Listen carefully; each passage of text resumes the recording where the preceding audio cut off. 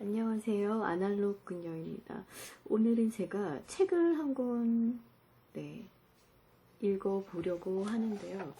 존모 씨 이야기입니다. 아주 오래전부터 가지고 있던 책이고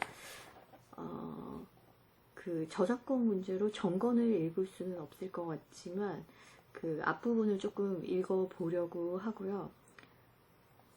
사실 이 존모 씨는 그 이야기를 끌고 가는 소년이 성장하면서 존모 씨를 관찰하면서 그렇게 겪게 되는 이야기를 쓴 책인데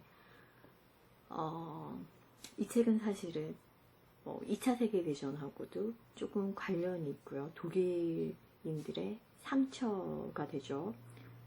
관련이 있고 그 다음에 이 존모 씨는 이야기 안에서 단 그 한 문장의 말만 하게 되죠. 그게 무슨 말인지 읽어본 분들은 아실 텐데 아무튼 이 존모 씨의 이야기 속으로 한번 들어가 보겠습니다.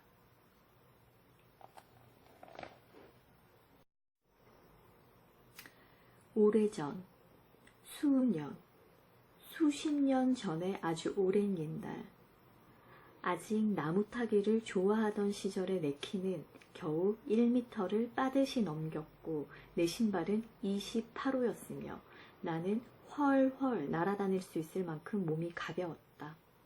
정말 거짓말이 아니었다. 나는 그 무렵 정말로 날 수 있었다.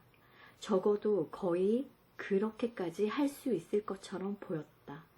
아니 좀 더 솔직하게 말하자면 그 당시 내가 진짜로 그럴 각오를 하고 제대로 실행에만 옮겼더라면 실제로 몸을 날릴 수 있는 능력이 내게 있었던 것처럼 생각되었다. 하마터면 그대로 날아버렸을 뻔했던 적이 그 무렵 한 번 있었을 것을 아직도 생생하게 기억하고 있다. 학교에 입학한 후 처음 맞는 가을이었다. 하굣길에 바람이 엄청나게 많이 불어서 양팔을 옆으로 쭉 뻗지 않고서도 넘어지지 않고 스키 선수가 맞바람을 맞으며 자신의 몸을 버티듯이 그렇게 비스듬한 자세로 점점 더 비스듬하게 내 몸을 구부릴 수 있었다. 그때 내가 바람을 뒤로 맞으며 학교 앞 동산의 초원을 가로질러 뛰어내려왔을 때 우리 학교는 마을에서 떨어진 언덕 위에 자리하고 있었다. 발을 조금만 힘차게 구르고 팔을 양쪽으로 쭉 뻗기만 했더라면 내 몸은 바람을 타고 훨훨 날 수 있었을 것이다. 전혀 힘도 들이지 않고 2, 3m나 되도록 높게 10 내지 12m나 되도록 멀리 뛸 수 있었으니 말이다. 어쩌면 그렇게까지 멀리도 아니었고 그렇게까지 높지 않았을는지도 모른다. 그렇지만 그따위가 무슨 큰 문제란 말인가.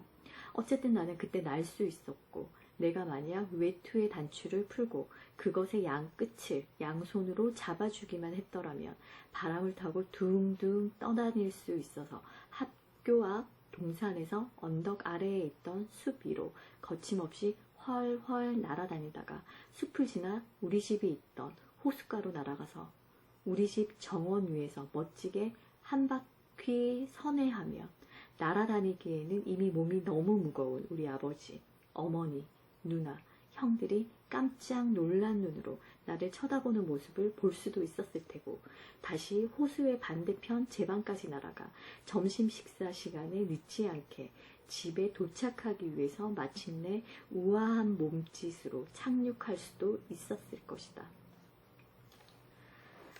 하지만 나는 그때 외투의 단추를 풀지 않았기 때문에 그렇게까지 높이 날아다닐 수는 없었다. 난다는 것에 대한 두려움 때문이 아니라 어디서 어떻게 더 심각하게는 도대체 내가 다시 땅으로 내려올 수 있을 것인가를 알지 못하였기 때문이었다. 우리 집 앞들은 너무 딱딱했었고 정원은 너무 작았으며 우리 물은 호수물은 착륙하기에는 너무 차가워 보였다. 정말로 몸을 띄우는 것은 전혀 문제될 것이 없었다. 하지만 어떻게 다시 내려올 것인가? 나무에 기어오르는 것도 그것과 비슷한 경우다. 위로 기어오르는 것은 하나도 문제될 것이 없다. 눈으로 나뭇가지를 쳐다볼 수 있고 손으로 만져볼 수도 있으며 잡고 올라가기 전에 그것이 얼마나 튼튼한지를 시험해보고 다리를 그 위에 걸터 올릴 수도 있다. 하지만 밑으로 내려올 때는 아무것도 보지 못하고 한 발을 내려딛기 전에 거의 장님이나 마찬가지로 밑에 있는 가시덤불 사이를 발로 헤쳐보아야만 한다. 대개의 경우 사람들이 그렇게 내려올 때 밑에 있는 가지는 튼튼하지 않고 썩어 있거나 미끄러워서 사람들이 미끄러지거나 가지째 부러지며 떨어지기 일쑤다. 그리고 가지를 두 손으로 꽉 잡지 않으면 이탈리아의 과학자 갈릴레오 갈릴레이가 이미 400년여 전에 발견하여 오늘날까지도 인정되고 있는 이른바 낙하 법칙에 의해서 사람들은 마치 돌덩이처럼 바닥으로 굴러 떨어지고 마는 것이다. 이제까지 경험한 것 중에서 가장 심하게 떨어졌던 경우는 역시 같은 해인 국민학교 1학년 때의 일이었다. 높이가 4.5m였던 전나무에서 한 치의 어긋남도 없이 갈릴레이의 낙하 법칙대로 떨어졌다.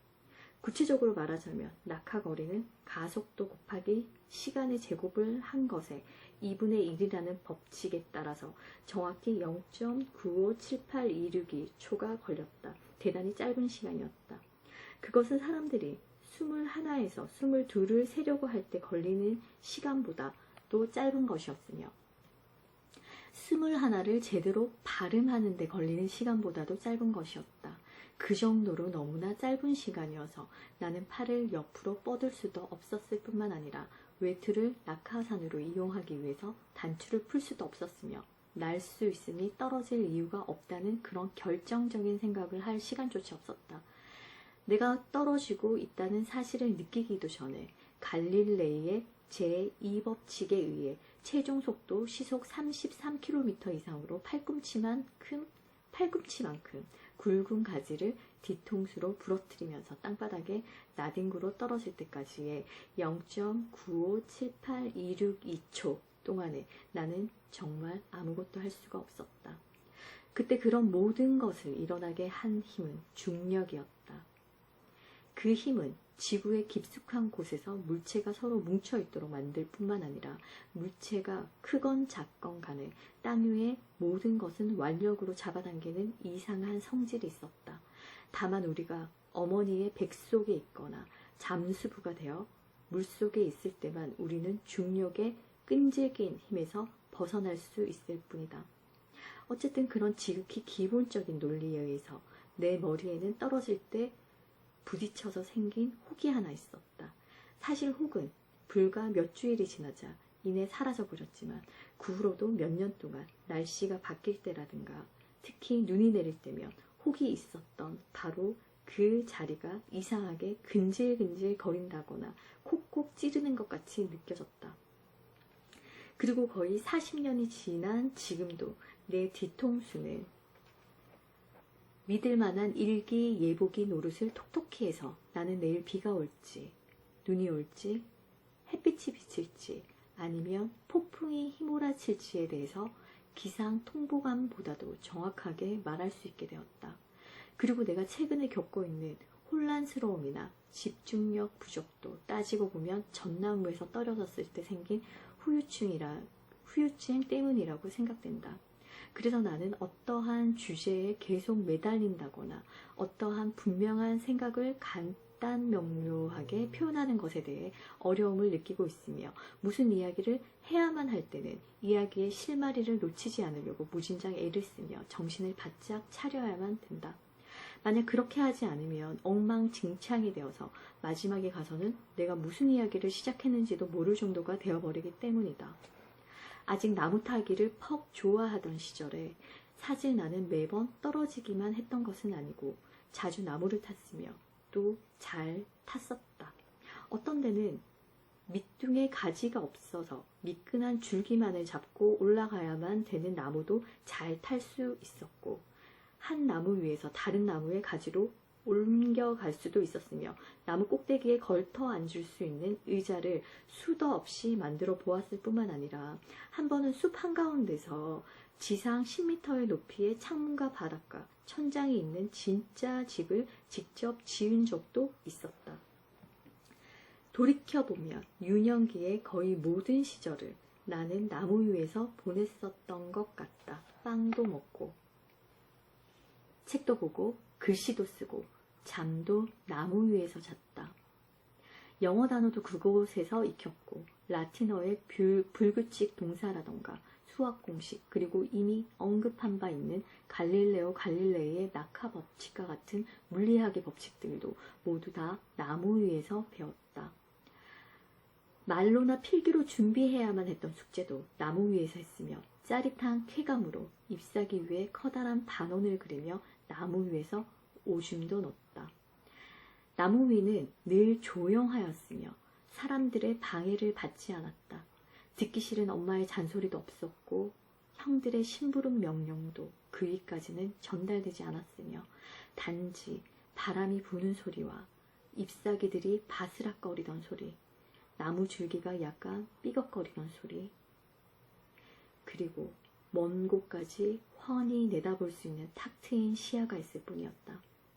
우리 집과 정원만 보였던 것이 아니라 다른 집들과 다른 정원들, 호수와 호수 뒤편으로 산자락까지 이어지던 들판 등을 볼 수 있었고, 저녁 무렵 해가 질 때면 땅에 있는 사람들의 눈에는 벌써 오래전에 저 버렸을 해를 나는 나무 꼭대기에서 뒷산으로 넘어가는 모습까지 지켜볼 수 있었다. 날아다니는 것과 거의 다를 바가 없었다. 조금은 덜 모험적이고 조금은 덜 우아하였을 수도 있지만 효과는 날아다니는 것과 거의 비슷하였다. 더구나 나는 차츰 나이를 먹게 되어 키가 1m 18이 되었고 몸무게는 23kg이 되어서 바람이 제대로 불어주고 외투의 단추를 풀어 젖힌 다음 그쪽을 양쪽으로 쫙 펼쳐보아도 날개는 이미 너무 무거운 형편이었다. 하지만 나무에 기어오르는 것만큼은 그때 내 생각으로는 평생도록 할 수 있을 것 같았다. 나이가 120살이 되어도 할 수 있을 것 같았고, 꼬부랑 할아버지가 되어서도 느릅나무나 너도밤나무나 소나무의 꼭대기에 마치 늙은 원숭이처럼 높이 앉아서 바람결 따라 살살 몸을 움직이면서 들판과 호수와 그 뒤의 산등을 쳐다보고 있을 수 있으리라고 생각되었다. 그런데 내가 왜 여기서 지금 날아다니는 것이라든가 나무를 기어 올랐다는 것 등을 얘기하고 있는 건가? 갈릴레오 갈릴레이의 낙하 법칙 따위를 들먹이고 나를 종종 혼란스럽게 만드는 뒤통수의 일기예보용 혹 등에 대해 종알대고 있었을까? 그런 것들하고는 전혀 다른 존머 아저씨의 이야기를 하려고 작정했으면서 말이다.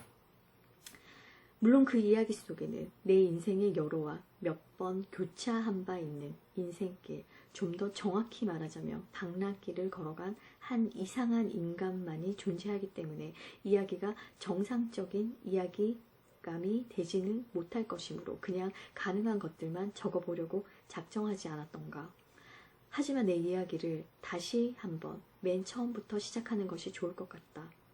아직 나무 타기를 퍽 좋아하던 시절, 우리 동네인 호수 아랫마을이 아닌 다른 이웃마을, 그러니까 호수 윗마을에서 더 많은 시간을 보내면서 살기는 우리 마을에서 살았던 어떤 사람이 있었다.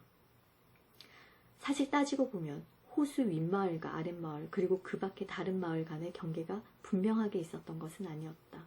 다만 호수를 따라 한쪽에서 반대편 호숫가 쪽으로 뚜렷한 시작도 끝도 없이 정원과 집과 마당과 배들로 엮어진 가느다란 끈이 이어져 있는 형태였다.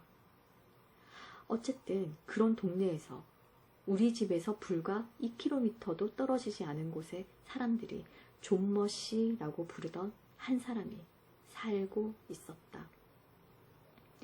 마을에서 존머 아저씨의 이름을 제대로 아는 사람은 한 사람도 없었다.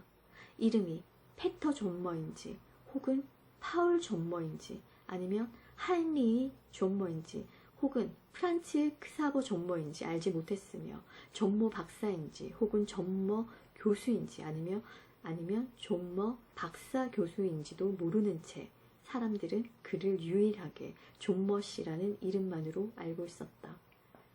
존머 아저씨의 직업이 무엇인지 아니면 무슨 직업을 가지고 있었는지 혹은 과거에 직업을 가지고 있기는 했었는지조차 아는 사람이 전혀 없었다.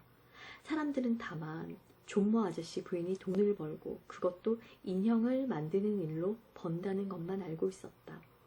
그날이 그날같이 그 아주머니는 새들고 있던 페인트 칠장이 슈탕엘 마이머 씨의 집 지하실에 앉아서 양모와 옷감, 톱밥 등으로 작은 인형들을 만들어서 일주일에 한 번씩 그것들을 큰 소포로 포장하여 우체국에 가서 붙여 주곤 하였다. 우체국에서 돌아올 때면 언제나 똑같이 잡화상, 빵집, 고깃집, 야채상을 차례차례 들러 터질 만큼 잔뜩 집어넣은 시장 바구니 4개를 들고 집으로 돌아가 일주일 내내 집 밖으로 나오지도 않고 인형만 만들었다. 존머 아저씨네가 어디에서 왔는지도 사람들은 몰랐다. 언젠가 그들은 아주머니는 버스를 타고 아저씨는 걸어서 왔다. 그리고 그 후부터 줄곧 그곳에서 살았다. 자식도 없었고 친척도 없었으며 그들을 찾아오는 손님도 없었다. 사람들이 존머 아저씨네에 대해서, 특히 존머 씨에 대해서 거의 아무것도 아는 것이 없었지만 사실은 근방에서 제일 많은 사람들이 존머 씨를 알고 있으리라는 주장에는 충분한 근거가 있었다. 호수를 중심으로 사방으로 적어도 60km 내에서는 남자든 여자든 아이든 심지어 개까지도 늘 걸어다니기만 했던 존머 아저씨를 모르는 사람은 없었다. 이른 아침 일찍부터 저녁 늦게까지 존머 아저씨는 그 근방을 걸어다녔다. 걸어다니지 않고 지나는 날이 1년에 단 하루도 없었다. 눈이 오거나 진눈깨비가 내리거나 폭풍이 몰아치거나 비가 억수로 오거나 햇빛이 너무 뜨겁거나 태풍이 휘몰아치더라도 존머 아저씨는 줄기차게 걸어다녔다. 바닥에 쳐놓은 그물을 거두려고 새벽 4시에 배를 타고 일을 나가던 어부들이 해가 뜨기도 전에 집을 나서던 그를 만나기가 일쑤였다고 한다. 그렇게 나간 그는 달이 하늘 높이 떠있는 늦은 밤에야 집으로 돌아오곤 하였다. 그가 돌아올 때쯤 그가 하루 종일 걸어다닌 길은 엄청난 거리가 되었다. 호수의 주변을 한 바퀴 돌면 약 40km쯤 되었는데 그 거리를 하루에 걷는 것은 그에게 별로 어려운 일이 아니었다. 하루에 2-3번 군청 소재지까지 갔다 오기도 하였는데 그러면 갈 때 10km, 올 때 10km나 되는 거리가 존머 아저씨에게는 아무 문제거리도 되지 않았던 것이다. 우리가 아침 8시에 여전히 잠에서 덜 깬 모습으로 학교에 갈 때면 벌써 몇 시간 전부터 걸어다니고 있는 기운찬 모습의 그와 종종 마주칠 수 있었다. 점심때쯤 지친 발걸음으로 집을 향해 갈 때면 어느새 그가 나타나 활발한 걸음으로 우리들을 앞서서 걸어가곤 하였다. 그리고 저녁에 잠자리에 들기 전에 창문 밖을 쳐다보면 호숫가에 그의 깡마른 모습이 그림자처럼 나타나 서둘러 앞으로 걸어가고 있는 것을 나는 볼 수 있었다. 그는 쉽게 식별이 되는 사람이었다. 거리가 아무리 멀어도 다른 사람과 전혀 혼동이 되지 않았다. 겨울이면 그는 검은색의 폭이 지나치게 넓고 길며 이상하게 뻣뻣해서 걸음을 옮길 때마다 너무 큰 무슨 껍질처럼 그의 몸을 감싸던 외투를 입고 다녔다. 그리고 신발은 고무장화를 신었고 대머리 위로는 빨간색 털모자를 쓰고 다녔다. 여름에는 존머 아저씨의 여름은 3월 초부터 10월 말까지여서 1년 가운데 가장 긴 기간이었는데 까만색 천으로 띠를 두른 납작한 밀짚 모자를 쓰고 다녔고 캐러멜색 린네르 셔츠와 캐러멜색 반바지를 입고 다녔다. 그럴 때면 바지 밑으로 힘줄과 울퉁불퉁한 혈관만이 드러나 보이는 억세고 긴 다리가 우악스러운 등산화 속으로 가려진 부위를 제외하고는 우스꽝스럽도록 가는 모습을 드러내 보이곤 하였다. 3월의 다리는 눈이 부시도록 흰빛이었고 울퉁불퉁한 혈관들은 사이끼리 많은 푸른색 강줄기의 모습처럼 그 모습을 적나라하게 드러냈다. 하지만 불과 몇 주일만 지나면 다리는 꿀과 같은 색으로 변하였고 7월에는 셔츠나 바지처럼 캐러멜 밤색으로 변하여 빛을 발하였다. 그리고 가을에는 피부가 햇빛과 바람과 일기 변화로 인해 짙은 밤색으로 변해서 혈관이나 힘줄이나 근육질이 전혀 구별되지 않았고 다리는 마치 껍질이 벗겨진 호두나무의 울퉁불퉁한 나뭇가지처럼 보였다. 그러다가 그것들은 11월이 되면 긴 바지와 긴 검은색 외투로 가려져서 사람들의 시선을 멀리한 채 이듬해 봄까지 원래의 색깔인 치즈빛 흰색으로 탈색되어 가곤 했다. 두 가지 물건만은 존머 아저씨가 여름이나 겨울이나 상관없이 항상 가지고 다녔다. 그것들을 가지고 있지 않은 그를 본 사람은 일찍이 아무도 없었다. 그 중에 하나는 지팡이였고 다른 하나는 배낭이었다. 지팡이는 단순히 일반적인 산책용 지팡이가 아니라 길쭉하고 약간 구부러진 호두나무 가지로서 크기가 아저씨의 어깨를 넘겼고 아저씨에게 제3의 다리 역할을 해내는 것이었다. 그것에 도움이 없었더라면 그렇게 엄청나게 빠른 속도를 낼 수도 없었을 테고 보통 사람들이 걷는 것보다 몇 배에 달하는 그렇게 먼 거리를 걸어 다닐 수도 없었을 것이다. 발자국을 3번 옮길 때마다 그는 오른손으로 쥐고 있던 지팡이를 앞쪽으로 밀면서 그것으로 땅을 짚으며 온 힘을 다해 몸을 앞쪽으로 쭉 밀어내곤 했다. 그런데 그런 모습을 보고 있노라면 마치 원래의 두 다리는 단지 몸을 앞으로 밀어내기 위한 수단으로서만 존재할 뿐이고 앞으로 전진할 수 있는 원천적인 힘은 오른손에서부터 나와서 지팡이를 통하여 땅에까지 그 영향력을 발휘하는 것처럼 보였다. 대개의 나룻배들이 배의 몸체를 긴 장대로 밀어서 물 위로 밀어내는 것과 같은 논리였다. 배낭은 늘 텅 비어 있었다. 사실 그 안에는 사람들에게 알려진 바대로라면 그가 먹을 버터빵 한 쪽과 밖에서 갑자기 비를 만나면 입을 모자가 달린 우비가 접힌 채 있을 뿐이어서 거의 비어있는 것이나 다름없었다. 그런데 정작 그가 어디를 그렇게 다니는 것인지, 그러한 끝없는 방랑의 목적지가 어디인지, 그리고 무엇 때문에 그가 그렇게 쟁걸음으로 하루에 12, 14 혹은 16시간까지 근방을 헤매고 다니는지 아무도 아는 사람이 없었다. 존머 아저씨가 우리 마을로 이사와서 정착했던 전쟁 직후에는 사람들이 전부 배낭을 메고 다녔기 때문에 아무에게도 그의 그런 행동이 이상해 보이지 않았다.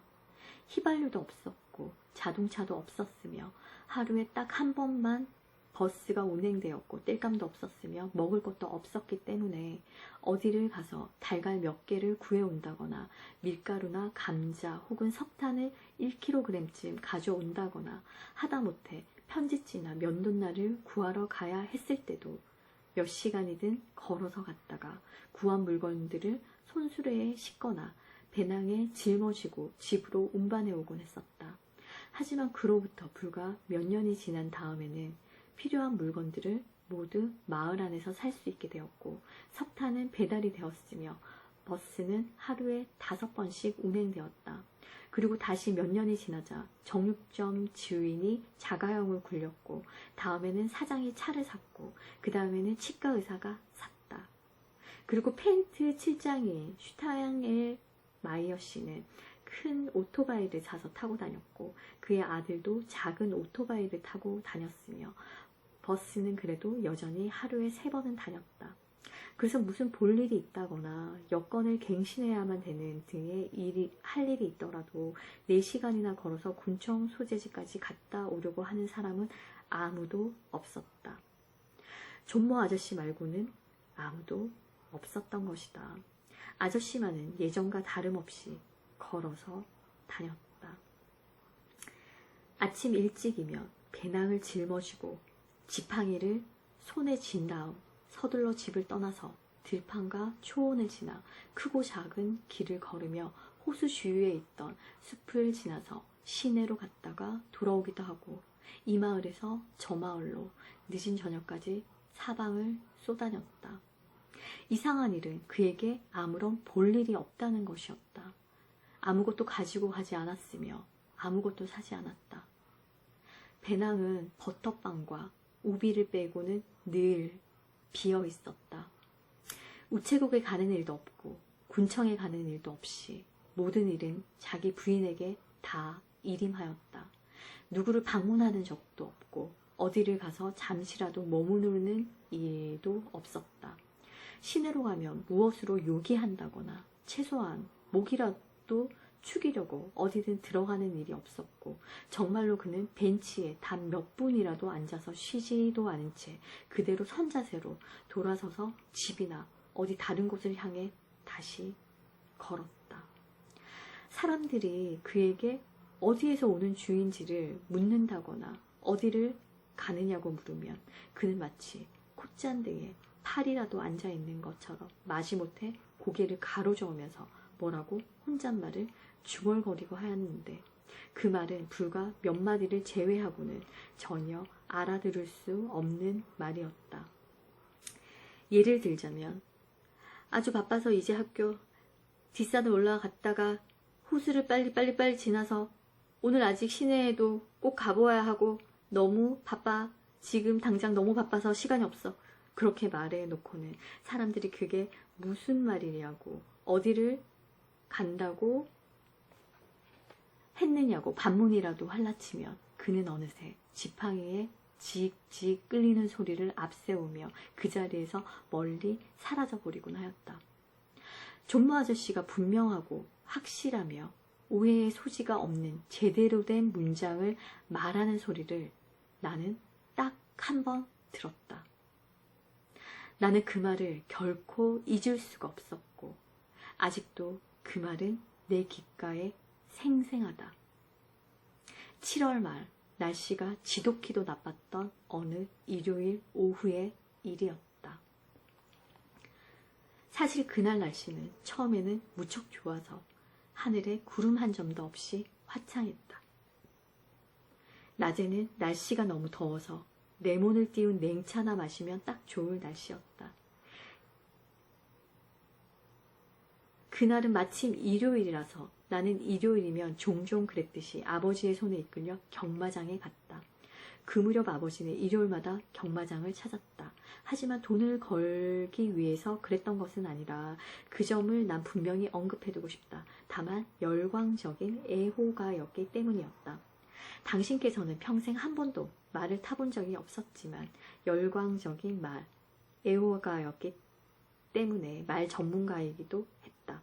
아버지는 예를 들어서 1969년 이후 더비 경마대회에서 우승한 말의 이름을 연도의 순서를 거꾸로 하거나 혹은 바로해서 줄줄이 외울 수 있었고 영국의 더비 경마대회에서 우승한 말들도 다 알고 있었으며 1910년 이후 프랑스의 개선문상 대회에서 있었던 중요한 시합의 우승자들도 다 알고 있었다.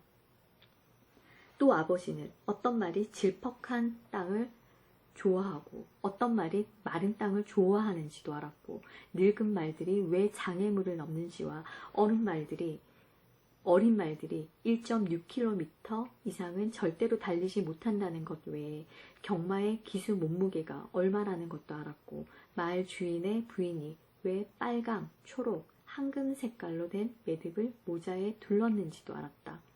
말에 관련된 책들은 소장한 숫자가 500권을 넘었고 말년에는 말, 정확히 따지자면 한 필이라고 치기에는 좀 엉성한 말을 샀는데 그 값을 6,000마르크나 치러서 어머니를 깜짝 놀라게 만들기도 하였다. 그 말을 산 이유는 단지 경마 때 그 말을 그것의 고유한 특성대로 달릴 수 있게 하기 위한 것이었다고 들었는데 그것에 관하여는 다음 기회에 좀 더 자세하게 밝히기로 하겠다. 아무튼 우리는 경마장에 갔었다. 늦은 오후에 집으로 돌아올 때만 해도 날씨는 여전히 뜨거웠고 어쩌면 한낮보다도 더 뜨겁고 푹푹 찌는 듯했다. 하지만 하늘에는 이미 얇은 막 같은 것이 쳐진 상태였다. 서쪽에는 짙은 회색 구름이 진노란색 띠를 두른 채 덮여있는 것도 보였다. 출발한 지 15분쯤 지나자 갑자기 엄습해온 구름 때문에 시야가 완전히 가려지고 음산한 그림자가 땅을 뒤엎었기 때문에 자동차의 라이트를 켜야만 했다. 곧바로 산자락에서 돌풍이 휘몰아쳐 내려오더니 주변의 넓은 옥수수 밭을 휘감고 지나갔다. 그것은 마치 들판을 빗질하는 모습처럼 보였고 잔풀 더미들을 뒤흔들며 위협하는 모습 같기도 하였다. 그때 거의 동시에 빗방울이 떨어지기 시작하였다. 아니 빗방울이라기보다는 처음부터 포도송이만큼 큰 물방울이 아스팔트의 이곳저곳과 자동차의 보니까 앞 유리창에 사정없이 내리꽂히며 부서져 내렸다. 그렇게 엄청난 일기 변화는 시작되었다. 나중에 신문에는 그렇게 지독히 나쁜 날씨는 우리 마을 근방에서 22년 만에 처음 일어난 일이었다는 기사가 실렸다. 그 기사의 진위는 그 당시 내가 겨우 7살이었기 때문에 알 수는 없었지만 그런 나쁜 날씨는 내 평생 다시 없을 것이라는 것만은 장담할 수 있을 것 같았다. 더구나 자동차 안에서 그런 상황을 겪을 일은 절대로 없을 것 같았다. 빗줄기는 더 이상 방울방울 떨어지지 않았고 하늘에서 억수같이 쏟아져 내렸다. 금방 도로에는 물이 철철 흘러 넘쳤다. 자동차는 마치 고랑을 치듯이 물속을 가로질렀고 양쪽으로는 물이 분수처럼 높이 솟아올라서 마치 물로 벽을 만드는 것처럼 보였고 와이퍼가 부지런히 왔다 갔다 하기는 했지만 앞 유리창을 통해 본 밖의 풍경은 투명한 물속을 들여다보는 것 같았다. 날씨는 그래도 여전히 더 사나워지기만 했다. 빗줄기는 차츰 우박으로 변했고 그 변화를 눈으로 확인하기도 전에 귀에 들려오는 소리가 후둑후둑 떨어지는 더 요란한 소리로 변해서 그것을 느낌으로 먼저 알 수 있을 정도였다. 바깥 공기가 무척 쌀쌀하였고 찬 공기가 차 안으로까지 몰아쳐서 안에서도 한기가 느껴졌다. 우박은 처음에는 바늘 귀만하게 보이다가 금방 콩알만하게 커졌고 다음에는 돌멩이만 해지다가 마침내는 맨질맨질한 흰 공처럼 변해서 내려오다가 보닛 위에서 위쪽으로 다시 튀어오르곤 하였다. 그 떨어지는 모습이 너무 뒤죽박죽이고 요란스러워서 어지럼증을 느낄 정도였다. 단 1미터만이라도 앞으로 나가는 것이 불가능했다. 아버지는 차를 길가에 세웠다. 사실 길은 하나도 보이지 않았고 길가는 더욱이 알 수가 없었으며 들판이나 혹은 나무 한 그루도 볼 수가 없었으니 길가라는 표현이 합당한 것은 아니었다. 겨우 2미터 앞까지만 내다볼 수 있었고 그 2미터 안에서 우리가 볼 수 있었던 것이라고는 허공에서 이리저리 흔들리면서 요란한 소리를 내며 자동차 몸체 위에서 부서져 내리던 당구공같이 생긴 수백만 개의 얼음덩이 뿐이었다. 자동차 안에서도 소음이 너무 컸기 때문에 우리는 상대방이 하는 말을 알아듣지 못할 정도였다. 마치 어떤 거인이 마구 두드려대는 큰 팀파니 통 속에 앉아있는 느낌이었고 그저 서로의 얼굴을 쳐다볼 뿐 추위에 떨면서 침묵을 지킨 채 우리를 보호해주고 있는 안식처가 부서지지 않기를 간절히 빌었다. 얼마 후 날씨가 갑자기 아무 일도 없었던 것처럼 조용해졌다. 우박이 그쳤고 바람도 잠잠해졌다. 단지 조용한 이슬비만이 부슬부슬 내렸다. 돌풍이 휘젓고 간 길 옆에 옥수수밭에는 옥수수들이 바람에 짓밟힌 채 쓰러져 있었다. 그 뒤로 보이던 밀밭에는 밀이 줄기만을 앙상한 모습으로 드러내놓고 있었다. 떨어지며 부서진 우박, 마구 찢겨진 채 떨어진 나뭇잎, 나뭇가지, 수북이 쌓여있는 것을 시야가 닿는 끝까지 볼 수 있었다. 그리고 나는 이슬비의 엷은 막 사이로 길 끄트머리쯤에서 앞으로 걸어가고 있는 한 사람의 형체를 보았다. 내가 그것을 아버지에게 말씀드렸고 우리는 우리와 얼마 떨어지지 않은 곳에 있던 그 사람을 함께 쳐다보았다. 사방의 모든 것들이 짓이겨지고 흩어진 채 딩구는 그런 우박 난리를 치른 다음인데도 그런대로 반드시 걷는다는 것과 그런데도 혼자 걷는다는 것이 우리에게는 마치 기적이 일어나고 있는 것처럼 여겨졌다. 우리는 우박으로 쌓인 것들을 헤치며 자동차를 몰았다. 그 사람의 곁으로 다가갔을 때 난 짧은 바지와 비에 맞아 번들거리는 울퉁불퉁한 긴 다리와 배낭처럼 보이는 것이 착 달라붙어 있는 검은색 우비와 존머 아저씨의 쟁 걸음을 알아볼 수 있었다. 우리는 그를 앞질러 갔고 나는 아버지가 시키는 대로 창문을 내렸다. 밖의 공기는 몹시 차가웠다. 존머 씨, 아버지가 큰 소리로 불렀다. 차에 타세요. 태워다 드리겠습니다. 나는 자리를 양보해 드리려고 얼른 뒷자리로 옮겨 앉았다. 그러나 아저씨는 아무런 대답도 하지 않았다. 잠깐 멈춰서지도 않았다. 옆 눈길로 우리를 슬쩍 훔쳐보는 것 같지도 않았다. 호두나무 지팡이로 몸을 앞으로 밀어내면서 쟁걸음으로 우박이 떨어진 길을 계속해서 걷기만 했다. 아버지는 그의 길을 따랐다. 존머씨! 열린 창문을 통해 아버지가 다시 외쳤다. 어서 타시라니까요. 날씨도 이런데 집으로 모셔다 드리겠습니다. 그래도 아저씨는 아무런 반응을 보이지 않았다. 지칠 줄 모르고 앞으로 걷기만 할 뿐. 내가 얼핏 보기에는 입을 실룩거리면서 이해하기 어려운 무슨 대답인가를 하는 것 같기도 하였다. 하지만 아무 소리도 들리지는 않았다. 어쩌면 그의 입술이 추위 때문에 잠시 떨렸을 수도 있는 일이었다. 아버지는 계속 존머 아저씨 곁으로 바짝 붙어서 차를 몰면서 오른쪽으로 몸을 기울여 차의 앞문을 열고 다시 소리쳤다. 어서 타시라니까요. 글쎄 몸이 흠뻑 젖으셨잖아요. 그러다가 죽겠어요. 그런데 그러다가 죽겠어요 라는 표현은 우리 아버지의 언어 습관에는 전혀 어울리지 않는 말이었다. 나는 한 번도 아버지가 다른 사람에게 진심으로 그러다가 죽겠어요 라는 말을 하는 것을 들어본 적이 없었다. 그런 말은 틀에 박힌 빈말이다 라고 아버지는 우연히 그러다가 죽겠어요 라는 말을 듣거나 읽을 때면 우리에게 그렇게 설명하곤 했다. 틀에 박힌 빈말이라는 것은 너희들도 기억해 두는 것이 좋을 거야. 어중이 떠중이들이 입이나 펜으로 수도 없이 많이 사용했던 말이라서 그 말 자체로는 아무런 의미도 없는 거야. 실제로 그렇단다. 그런 말을 우리에게 할 때 아버지는 되게 좀 흥분한 상태였기 때문에 이렇게 덧붙이곤 했다. 그런 것들은 차를 한 잔 마시세요. 그러는 게 몸에 좋을 거예요. 라든가 의사선생님, 환자의 상태가 어떤가요? 환자가 이겨낼 수 있을까요? 등의 말들처럼 아무 의미도 없는 쓸데없는 말들이다. 그런 말들은 인간의 삶에서 만들어진 말들이 아니라 질 나쁜 소설이나 터무니없는 미국 영화에서 생겨난 말들이니까 그런 말들을 똑똑히 기억해 두거라. 그래서 그러다가 죽겠어요 라는 따위의 말들을 아버지는 전혀 사용하지 않았다. 그런데 우박이 떨어진 도로에 이슬비가 내리던 날 존머 아저씨 옆으로 차를 몰면서 그런 틀에 박힌 빈말을 아버지가 열린 창문을 통해 큰 소리로 외쳤던 것이다. 그러다가 죽겠어요. 그 말에 아저씨가 우뚝 섰다. 내가 보기에 그는 바로 죽겠어요 라는 말에서 빳빳하게 굳어지며 멈춰 서는 것 같았다.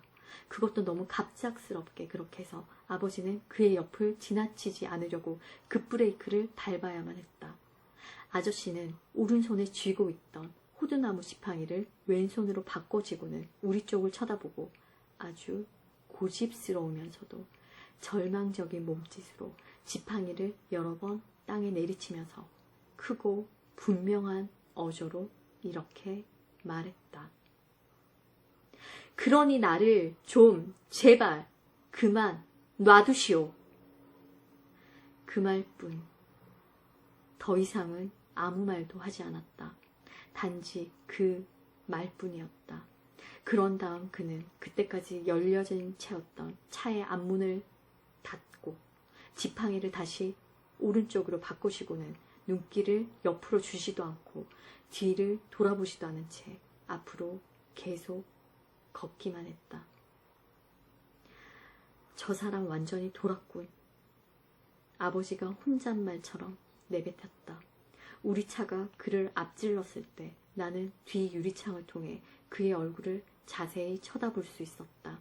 시선은 땅 쪽을 향한 채 몇 발자국을 떼어놓을 때마다 자기가 걷고 있는 길을 확인이라도 하려는 듯이 눈을 치켜 올렸고 뭔가 두려움에 차 있는 것처럼 보이는 눈을 크게 뜨고서 잠깐씩 앞쪽을 쳐다보곤 했다. 빗물이 그의 볼을 타고 흘러내리고 있었다. 콧잔등과 턱에서는 빗방울이 뚝뚝 떨어졌고 입은 약간 벌어져 있었다. 그리고 그의 입술이 다시 움직이는 것 같기도 하였다. 어쩌면 걸어가면서 뭔가 혼잣말을 중얼거렸을는지도 모른다.